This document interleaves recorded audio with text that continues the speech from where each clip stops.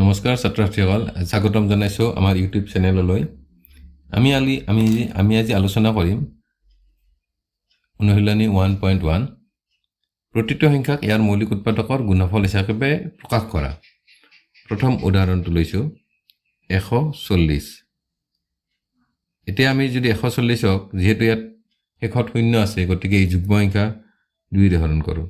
2ৰে হৰণ কৰিলে ইয়াৰ আধা লিখিলেই হ'ল 140ৰ আধা 70। নেক্সট আকৌ 2ৰে হৰণ কৰিম। 2ৰে হৰণ কৰিলে আধা লিখিম 70ৰ আধা 35। এতিয়া যিহেতু ইয়াত 5 আহিছে, এতিয়া 5ৰে হৰণ কৰিব পাৰে 5 7 গুণ 35। গতিকে 140 সমান হ'ব 2 স্কুৱেৰ পূৰণ 5 পূৰণ 7। এতিয়া আমি 2 নম্বৰ উদাহৰণটো লৈছোঁ 156।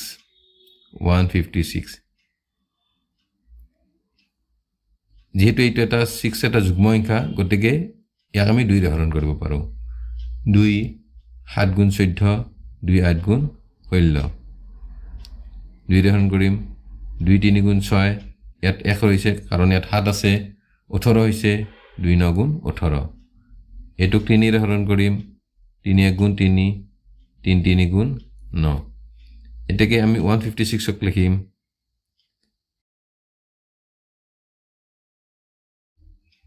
এতিয়া ইয়াত শেষত 5 আছে, গতিকে আমি এইটোক 5ৰে হৰণ কৰিব পাৰোঁ, বা যদি আমি যোগফল হিচাপে চাওঁ, এতিয়া ইয়াত শেষত 5 আছে, গতিকে আমি এইটোক 5ৰে হৰণ কৰিব পাৰোঁ, বা যদি আমি যোগফল হিচাপে চাওঁ 8 3 2 আৰু 5 যোগ কৰিলে 8 2 10, 10 5 15, 16 17 18। গতিকে এইটোক 3ৰেও হৰণ যাব। 3ৰে হৰণ কৰিছোঁ। 3 1 গুণ 3, 3 2 গুণ 6 7 8, ইয়াত 2 ৰৈছে। 2 আৰু 2 লগ লাগি 22 হ'ল। 3 7 গুণ 21, ইয়াত 22 আছে, গতিকে 1 ৰৈছে। 15 হ'ল। 3 5 গুণ 15। এতিয়া আমি আকৌ 3ৰে হৰণ কৰিব পাৰোঁ। 3 4 গুণ 12, 3 2 গুণ 6, ইয়াত 1 ৰৈছে। 1 আৰু 5 15 হ'ল। 3 5 গুণ 15। এতিয়া আমি এইটোক 5ৰে হৰণ কৰিম। 5 8 গুণ 40, 41 42, ইয়াত 2 ৰৈছে, গতিকে ইয়াত 2 আৰু 5 25 হৈছে। 5 5 গুণ 25 আৰু 5ৰে কৰিম। 5 1 গুণ 5 6 7 8, 5 7 গুণ 35। এতেকে 3825ক আমি লিখিম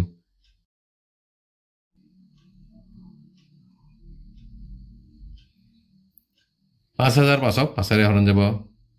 5 1 গুণ 5 0 0, 5 1 গুণ 5। এতিয়া এইটোক আমি 7ৰে কৰিছোঁ। 7 গুণ 7 8 9 10, ইয়াত 3 ৰৈছে। 3 আৰু 0 30, 7 4 গুণ 28 29 30, 2 ৰৈছে। 2 আৰু 21, 7 3 গুণ 21।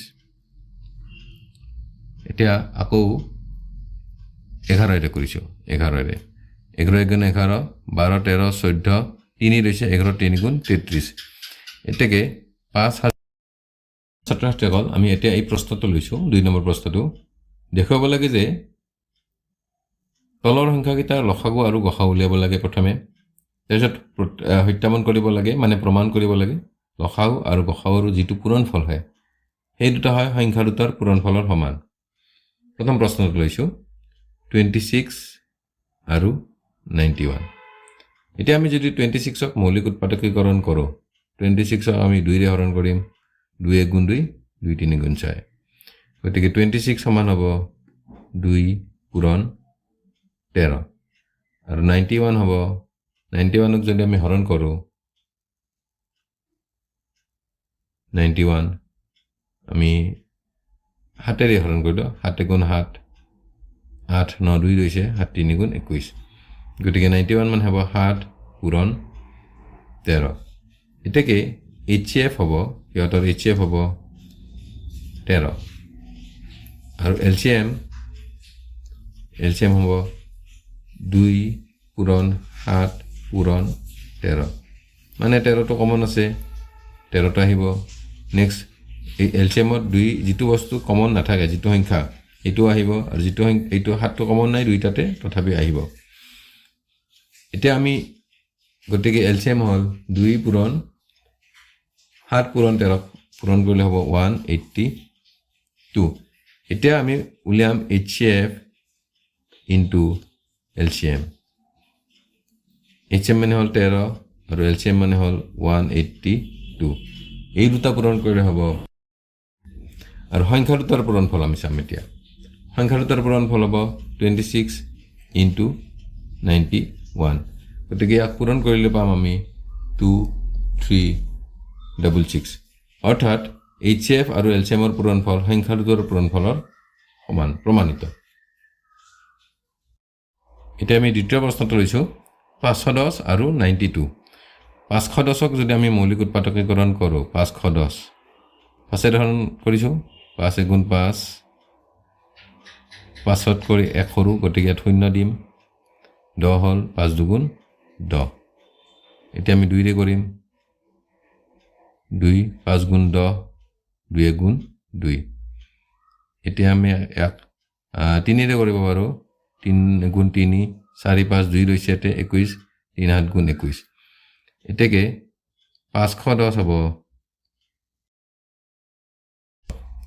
এতিয়া আমি 90 হৰণ কৰিম মৌলিক সংখ্যাৰে কৰিম খালি মৌলিক সংখ্যা কোনবিলাক 2 3 5 7 11 13 এনেকুৱা ধৰণৰ সংখ্যাৰে হৰণ কৰিম গতিকে আমি 2 ৰে যদি হৰণ কৰোঁ 2 ৰে হৰণ কৰিলে ইয়াৰ আধা লিখিম গতিকে 2 4 গুণ 8 2 6 গুণ 12 2 ৰে আকৌ হৰণ কৰিম 2 2 গুণ 4 2 3 গুণ 6 গতিকে 92 সমানে হ'ব এতেকে সংখ্যা দুটাৰ গসাউ হ'ব এতেকে HCF মানে গসাউ গতিকে গসাউ হ'ব 2 আৰু 2 কমন আছে কম পাৱাৰ হ'ল 1 গতিকে 2 to the power 1 মানে 2 আৰু LCM হ'ব 2 স্কয়াৰ পূৰণ 3 যেহেতু 3 টো কমন নাই তেতিয়াও আহিব পূৰণ 5 পূৰণ 23 পূৰণ 17 গতিকে এইখিনি পূৰণ কৰিলে হ'ব 0 এতিয়া যদি আমি চাও HCF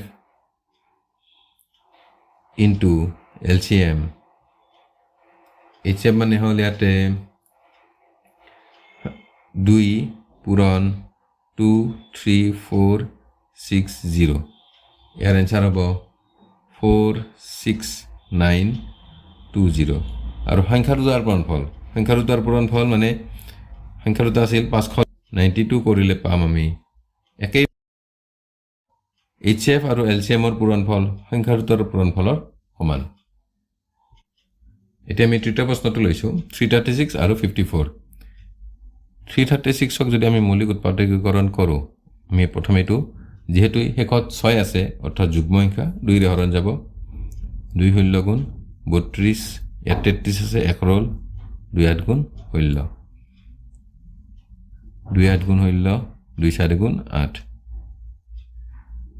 2 4 গুণ 8 2 দুগুণ 4 2 দুগুণ 4 2 1 গুণ 2 এতিয়া আৰু এটো 2 ৰে হৰণ না যায় গতিকে 3 ৰে কৰিব পাৰি 3 7 গুণ 21 এতেকে 336ক আমি এনেদৰে লিখিম 2 to the power 4 যেহেতু 2 ইয়াত 4 বাৰ আছে পূৰণ 3 পূৰণ 7 এতিয়া আমি 54ক মৌলিক উৎপাদকীকৰণ কৰিম 2 ৰে হৰণ যাব 2 27 গুণ 54 3 9 গুণ 27 3 3 গুণ 9 অৰ্থাৎ 54 ইকুৱেল টু হ'ব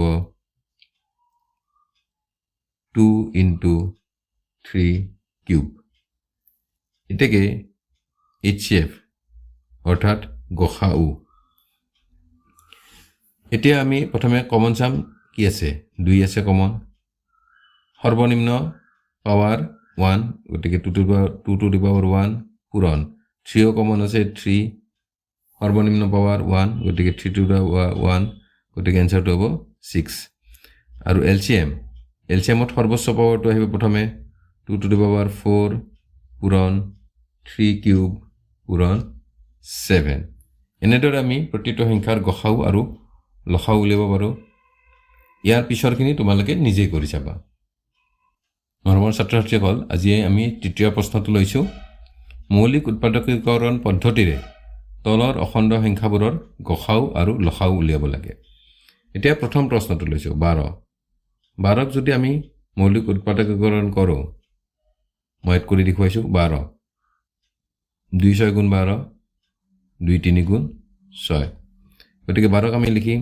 2 স্কোয়াৰ পূৰণ 3 15ক লিখিম 5 পূৰণ 3 21ক লিখিম 7 পূৰণ 3 এতিয়া গসাউ মানে HCF হ'ব HCFত আমি কি চাম প্ৰথমে কমনটো চাম কমন কি আছে ইয়াতে 3টো লিখিলোঁ 3ৰ লোয়েষ্ট পাৱাৰ নিম্নতম সূচক কিমান ইয়াতে 1 ইয়াতে 1 ইয়াতেও 1 গতিকে 3 হ'ব 3 to the power 1 আৰু LCM হ'ব LCM হ'ব প্ৰথমে তিনিটা কমন আছে 3 ললোঁ উচ্চতম সূচক আৰু নিম্নতম সূচক সমানে হৈছে ইয়াতে 1 ইয়াতে 1 ইয়াতে 1 গতিকে 1 এ হ'ব এতিয়া 2 লিখিলোঁ 2ৰ উচ্চতম সূচক 2 গতিকে 2 স্কোয়াৰ পূৰণ 5 পূৰণ 7 গতিকে ইয়াক পূৰণ কৰিলে পাম আমি 420 এতিয়া পিছৰ প্ৰশ্নটো লৈছোঁ 17 23 আৰু 19 ইয়াকো আমি মৌলিক উৎপাদকীকৰণ পদ্ধতিৰে গসাউ উলিয়াব লাগে আৰু লসাগু উলিয়াব লাগে এতিয়া আমি 17ক এনেদৰে লিখিব নোৱাৰোঁ 17 সমান 17 পূৰণ 1 যিহেতু 1টো মৌলিক সংখ্যা নহয় ঠিক তেনেধৰণে 23 অলৰেডি এটা মৌলিক সংখ্যা গতিকে আমি 23ক 23 পূৰণ 1 লিখিব নোৱাৰোঁ যেহেতু আমি মৌলিক উৎপাদকীকৰণ পদ্ধতিৰে কৰিব কৈছে যেহেতু ইয়াত তিনিওটাই মৌলিক গতিকে আমি যদি সাধাৰণভাৱে কাষত কৰি চাওঁ 23 সমান 23 পূৰণ 1 আৰু 19 সমান 19 পূৰণ 1 অৰ্থাৎ তিনিওৰে মাজত কমন সংখ্যা হ'ল 1 গতিকে ইয়াত HCF হ'ব 1 আৰু LCM হ'ব তিনিওটা পূৰণ কৰিব লাগিব 17 পূৰণ 23 পূৰণ 19 ইয়াক পূৰণ কৰিলে পাম আমি 11339